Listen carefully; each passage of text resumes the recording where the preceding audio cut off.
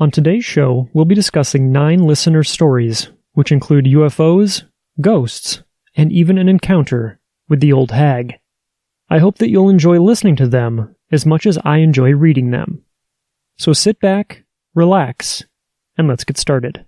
The first time it happened, I was sleeping and woke up because I felt a hand on my leg and I realized that I couldn't move. And he come across this object on the ground, which was the shape of a flying saucer. So he jumped out of his pickup and went down there, and there was 4 beings laying on the ground. When I raised my head back up, I was turning my head, and out of my peripheral vision, I seen something hop to a tree.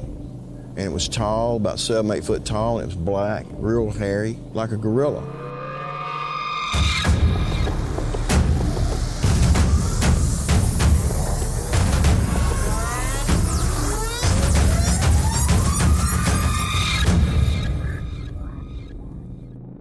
Welcome to the show. I'm your host, Nick Ryan. Before we get started, I want to say a thank you to Robin, Cassandra, Julie, Courtney, Tiffany, Tom, Stephen, and our newest patron, Alyssa. Thank you so much for your generosity. We couldn't do this without you. Our first story comes from Niche in Colorado. They call their story, Possible UFO Sighting. Niche says, I wanted to share this story with you since I found the podcast. I, along with my family history, have always had things happen. Anyway, here's the story. I have so many stories that I would like to share, though this one is most recent, and it occurred in 2018, between fall and winter. I have a part-time business thing that I do, and we have meetings twice a month. This meeting, I live in Colorado, was at a hotel in Centennial by the Reservoir Park. After the meeting ended around 10 p.m., I got in my van to leave. Just to let you know, I believe in just about everything. When I'm alone, I listen to loud music to drown out scary thoughts when I'm driving. As I got on the road, it was a side road going through the park. I watch the night sky to see stars as often as I can when there's little light.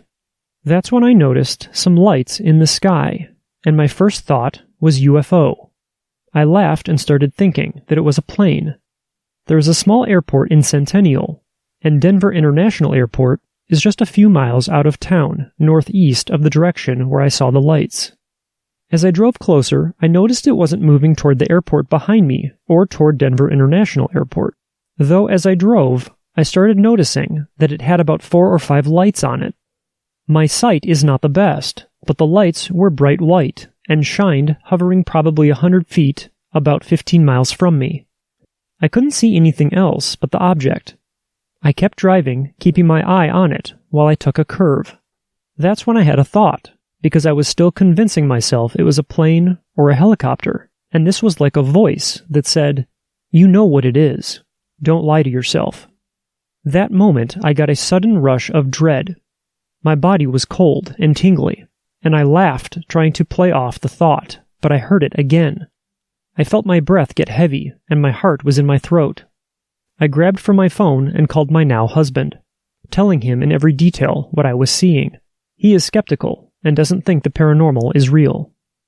As I turned away from the lights, finally I looked back in the mirror, and the lights were gone. I came home and went to bed. I know a lot of things are real. I don't mess with 2 things: skinwalkers and UFOs. Those put so much fear in me that I feel like I'm paralyzed sometimes. I never looked into what those lights were, or if anyone else had seen them. I played it off as just planes, but something in me tells me that I know what it was. I hope this story helps someone. Perhaps someone else saw it too. I love your podcast, and if you want more, I have many. Our next story comes from Callie, and Callie calls their story Shadow. Callie says, "Greetings, Nick. I found your podcast on Spotify and quickly binged all of the episodes. I look forward to hearing many more in the future. Keep up the great work. I wanted to share a few experiences. I wouldn't call myself sensitive to the paranormal. There have been instances where I have had an odd sense of déjà vu. These have happened more and more over the past year. Something will happen, and I will realize that I dreamt about the situation months or even years before. It's a little disconcerting. On the other hand, I've had dreams where I've talked to loved ones shortly after they have passed. These visits are always nice, and they let me know that they're okay. The main reason I wanted to write was to share the scariest night I've been through. As a kid, I had trouble sleeping. I was scared of the dark and always had a sense of terror when I woke up in the middle of the night. I usually left the closet light on and the bedroom door open while I slept. I've never experienced sleep paralysis, just an overactive imagination. Most of the time, I slept on the couch to be close to my parents' bedroom. It seemed to be the only way that I could get a good night's sleep. I grew up in a Christian religious home. One night, I had a visceral dream involving the rapture. Near the end, 2 kids entered a room. They shut the door, and there was a bright flash of light and a loud bang, like a gunshot.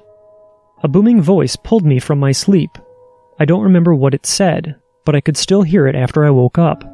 I laid on my right side, facing the back of the couch. My left ear was ringing. I touched it and was surprised that it felt incredibly warm. I touched the back of the couch. It was as if a bullet had passed right over me. The couch was warm too, only in a small, round area. The fabric was untouched. I didn't think much of it at the time. It had been a crazy realistic dream. I rolled over on my right side, preparing to go back to sleep. I then froze. My eyes opened wide. Right next to the couch was a shadow-like figure. It was small, maybe 4 feet tall. The only light in the room came from the street light outside, but I could see it clearly.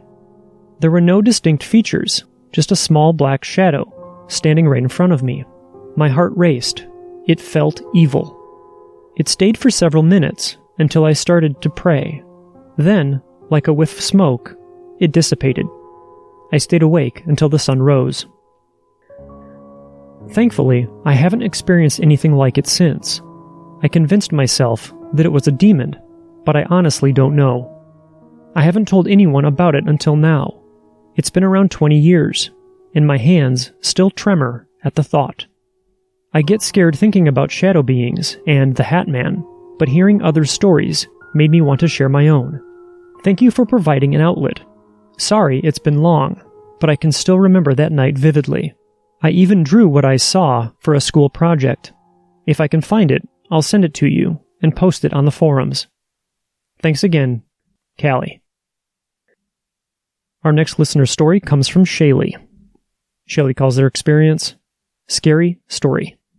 Shaylee says, "This is a story about my stepdad and my stepbrother. Before my mom met my stepdad, he used to live in a farmhouse. My little brother was about 4 at the time, and one day, my dad catches him looking up a staircase and talking to what seems to be himself. At the top of the staircase, there's this huge window, so my dad looks up there and asks my brother who he is talking to. My brother then said to my dad to tell the owner of the farm that the place is looking good. So my dad says, "Okay, Cody," and shrugs it off. Later on, my dad goes to the owner of the farm and tells him the story, and the owner says to my dad, "Oh yeah, my wife used to sit at the top of those stairs and look out the window and watch over the farm until she passed away." I'll always remember that story my dad told me. I thought it would be fun for other people to listen to it. Thank you, Shaylee. Our next story comes from Mark. Mark calls his story, Weird Incident. Mark says, "Hi Nick, I started listening last week, and I love your podcast. I've had several odd experiences, but there's one really odd, pointless one that stands out. When I was 17, about 35 years ago, my family lived in a fairly new suburban neighborhood in a town in eastern Washington. I had this really old electric fan that was made all of metal. The base had broken off, so it was just the motor with a heavy wire frame or cage around the spinning fan blades, about 1 foot wide. I had a short chain attached to each side of the cage, so I could hang the fan up above the floor vent in my room. There was no on or off switch.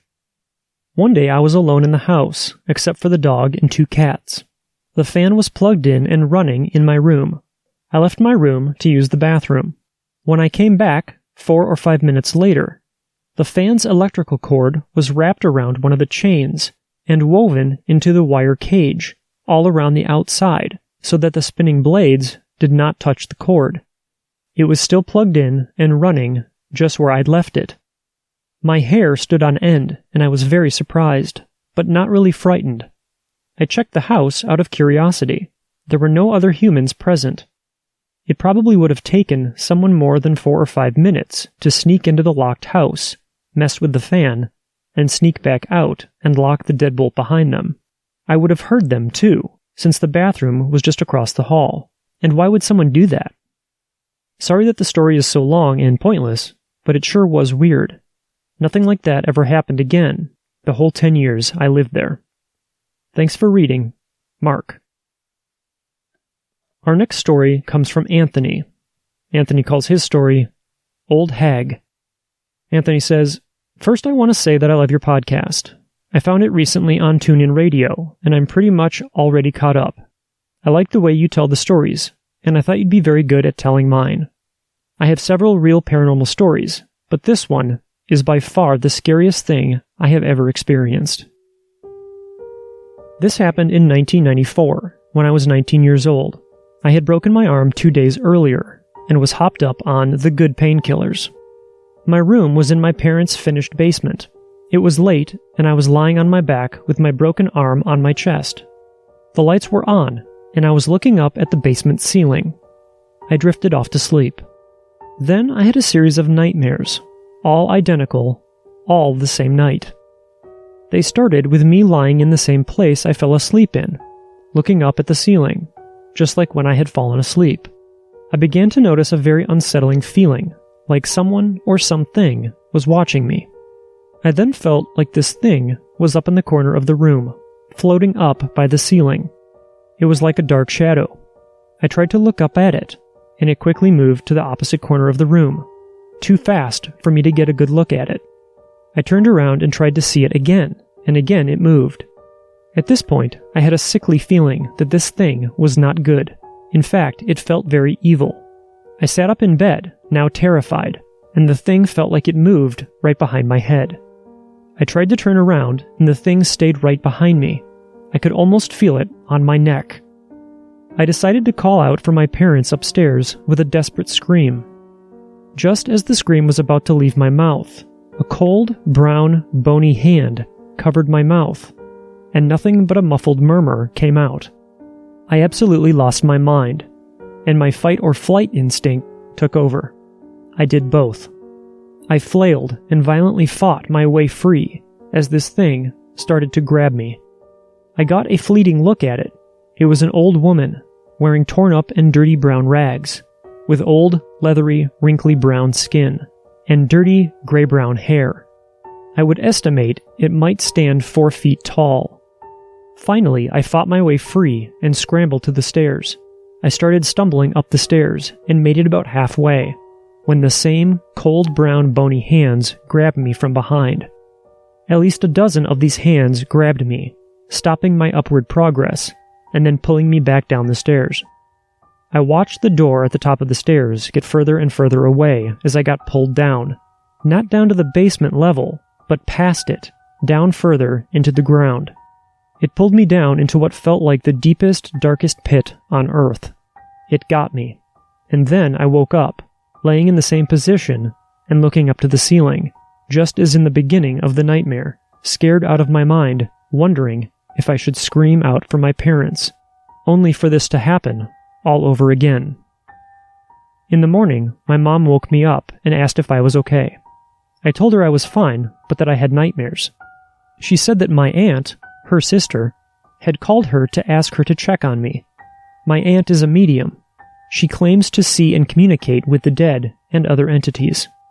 My mom then proceeded to tell me the key parts of my nightmares that my aunt had shared with her.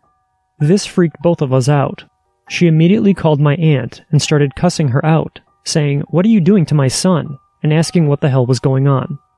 My aunt explained that she knew what it was and what was happening. According to my aunt, it was a very old spirit that had been in my basement for years. She knew it had been there the whole time, but never told us because she didn't think it would cause any problems. It spent years watching me and ended up wanting to take me. At night, she said, it would even run its fingers through my hair. The thought of that makes me shudder to this day. My aunt said that because I was in so much pain from the broken arm, and since I was on painkillers, that I was in a weakened state. The thing, which I now call an old hag, had seen this weakened state, and its chance to take me with it into its twisted spirit realm to have its own way. I left that day and spent the next few nights with some buddies. In the meantime, my aunt had my mom sprinkling salt and lighting white candles, while she performed some kind of ritual or spell that would banish it from my room. After that, I did not feel the old hag's presence, although the thought of it still terrified me. As for what it is, I don't know for sure. If it lived at some point, I think it may have been an actual old hag or witch that lived alone, doing evil things in the woods. What I do know is that this wasn't a trick played by my own mind in the midst of sleep paralysis. After the military, I came back to stay with my parents for a few months. At this time, my aunt notified my mom that it was back.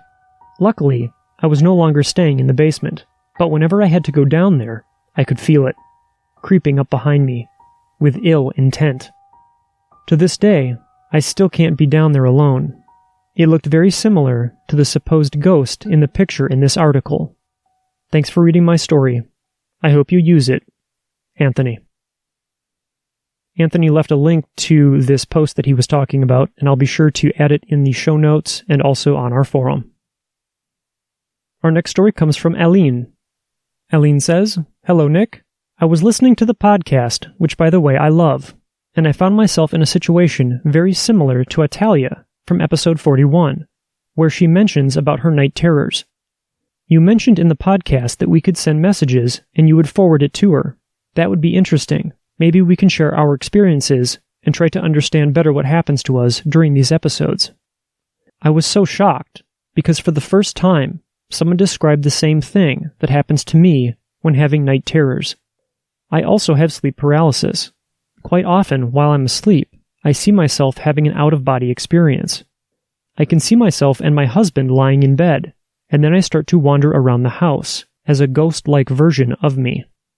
During these episodes, everything in the house feels cold, foggy, with a sort of almost blue-like tone to it. Sometimes the house looks a little different than the one in real life. If there is a mess in a part of the house in the real world, when I am out of the body, that same place could be clean. A room could look bigger. Furniture can look different. It's almost as if you are, in your ghost form, walking in another dimension. Usually when these episodes of night terrors happen, and my husband manages to wake me up, I can never remember what caused me to scream during my sleep. But one night, I finally could remember what happened. We used to share the house with my mother-in-law and brother-in-law. The house had 3 floors. My brother-in-law slept on the 3rd floor. We slept in the 2nd floor in one of the bedrooms. My mother-in-law in another one, and there was a very small bedroom that was empty. A strange dark liquid would appear and drip from the walls of that bedroom, which was odd, since it would be only that bedroom. This particular night, I fell asleep and got out of my body and started to wander around the house. As I left the bedroom, I looked at my real self sleeping and my husband. I got out of the bedroom and went to the hallway, past my mother-in-law's bedroom door, and then started to pass the small empty bedroom, and I looked inside. As I turned to look, I saw this demon-like figure inside the small bedroom. I felt so bad and scared. I felt like I needed to run for my life, but I needed to run back to my body before he could get to me. Once he saw me, it looked like he knew it wasn't the real me, but my soul, wandering around the house.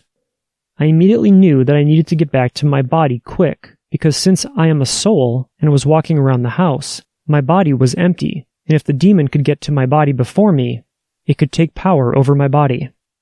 I have no idea how I knew this could happen, but at the moment I just knew. So I ran back to my bedroom, trying to reach my body first, and he was running after me.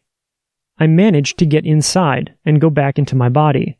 He was too late, but so furious, he just went and grabbed my neck and started to press on my chest so that I couldn't breathe. Meanwhile, I was doing my usual night terror things, such as screaming and moving my body, trying to get him off of my neck. My husband woke up from the noise and woke me up. Some days after that, we went to a church nearby and got some holy water, which I sprayed onto the room, and instantly it made me sick. I started to need to throw up, and this awful smell of something rotten started to come from the small bedroom soon after I sprayed. I could feel this energy and force being really mad at me for spraying holy water in the bedroom. I always have this feeling of someone watching me, and it also wakes me up during the night. Most of the time, when I look at it, there's nothing there. One night I woke up with that sensation that something was watching me, but managed to go back to sleep. Unknown to me, my mother-in-law also had the same feeling in the bedroom across from us. She was still awake using her phone when she felt this really strong pull on her ponytail. She told me in the morning about it and said that she felt as if whatever pulled her hair was really mad at her.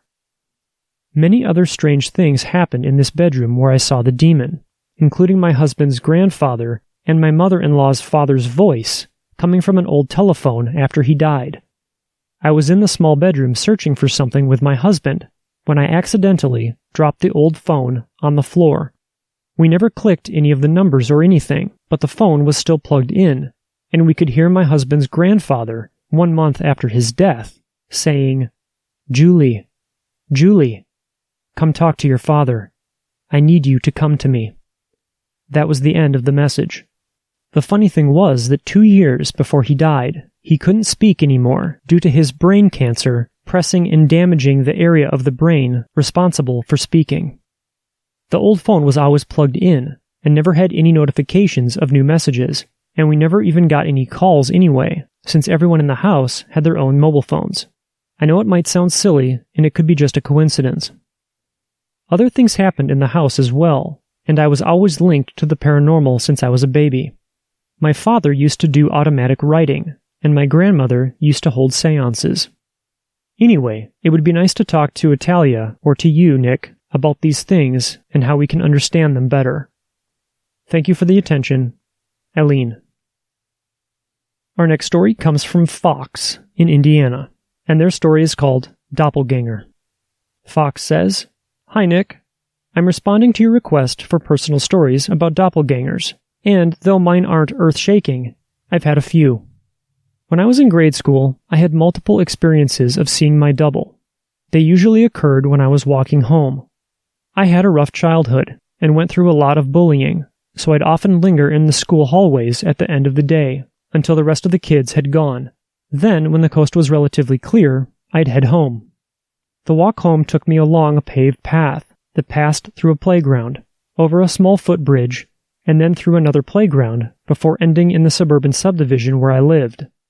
A few times while walking home, I'd suddenly become aware that the atmosphere had changed. I'm not sure how to describe it really. It was kind of the feeling you might get before a thunderstorm, like the atmosphere was charged and unsettled. My eyes would be drawn across the playground, and I'd see a figure either standing or walking in the opposite direction, and I'd suddenly realize that it was me. At this point, the fear would overwhelm me, and I'd run for home. The figure never tried to interact with me. In fact, it didn't even seem to notice my presence. After I moved on from grade school, I stopped seeing my doppelganger until I reached high school. This time I wasn't alone when my double showed up. Instead, I was sitting in the school cafeteria, having lunch with 3 or 4 of my friends. We were talking about normal high school stuff when a strange feeling came over me. I glanced up and saw myself walking past the table. I turned to my friends to get them to look, but when they did, the figure was gone. The event left me unsettled all day long, and I sort of felt like I'd become unstuck from reality. I even got lost in the halls of the high school, in spite of being a sophomore and very familiar with its floor plan. Though many other weird things have happened to me, that was my last doppelganger encounter. Like I said, they aren't earth-shaking, but they are mine. Love your show, and hope to submit some more of my substantial experiences later." Our next story comes from Italia, who wrote in episode 41. This is a quick update on what she's been experiencing. Italia says, "Hi Nick, thank you again. This is an update. The nightmares did stop for a couple of days. I was deep cleaning, and I found a dream catcher my sister gave me hung on the door handle of my room. My bedroom door is never closed, and I completely forgot that I had put it there. It got me thinking that maybe that's why I feel something watching me from the outside of my room in the hall. I should mention that I am 55% Native American. I'm not quite sure if that is relevant or not, just felt I should mention it. After that day, my daughter started having nightmares. She's 7. She hasn't had nightmares or night terrors in about 2 years.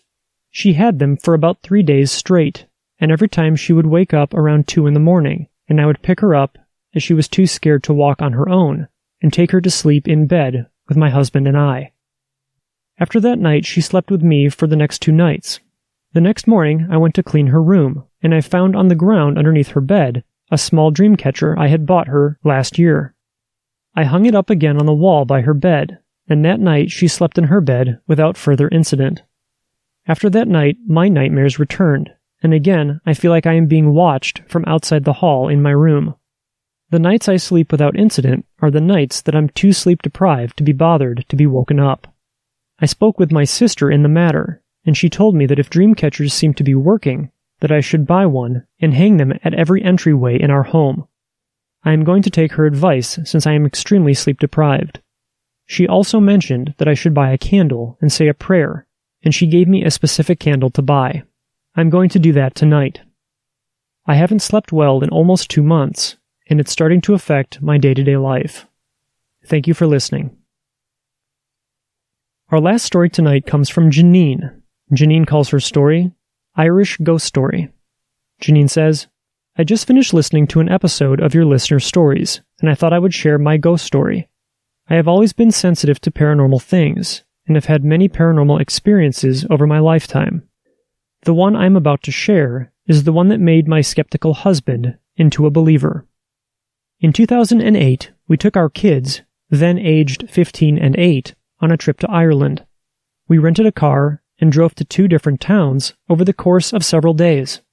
In one town, we had booked a bed and breakfast for us to stay that night. When we arrived to check in with the owner, they told us that the main house where the check-in was full for the night, but they had recently acquired another house that was just 2 doors down and we could stay there. They took us there, and we got our suitcases into the upstairs room, and we were all going to sleep in. There was a queen-size bed for my husband and I, and there was a twin bed for the 15-year-old. They had set up a cot between these 2 beds for the 8-year-old to sleep in. The owners were excited to tell us that we had really lucked out, because they had no other guests booked for this house for the night, and we would have it all to ourselves unless they got any late-night spur-of-the-moment check-ins. We all went to bed, and everyone fell asleep, except me. I was reading a really good book and could not seem to put it down, but it got to be past midnight, so I decided to turn out the light and try to sleep. The room was dark, except for a bit of moonlight from the window. I was just drifting off when I heard something over by the bathroom door, which was across from the foot of our bed. I sat up and looked straight ahead to the bathroom door, and there was my daughter walking with her arms outstretched, like she was trying to feel her way around in the dark. So I called out to her to let her know that I would turn the lamp on. At that moment, I heard my daughter in the cot next to me say, "Who are you talking to?" I looked over, and my daughter was sitting up in the cot.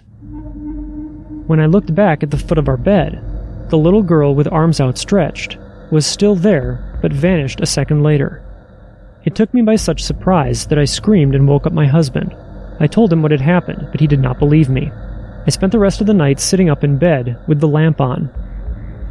A couple hours later, I heard the front door of the building open, and I heard a group of people's voices as they came in and came up the stairs and went into the room next to ours. My husband woke up and mentioned how noisy the people were. They made several unquiet trips up and down the stairs, presumably bringing in their luggage, etc.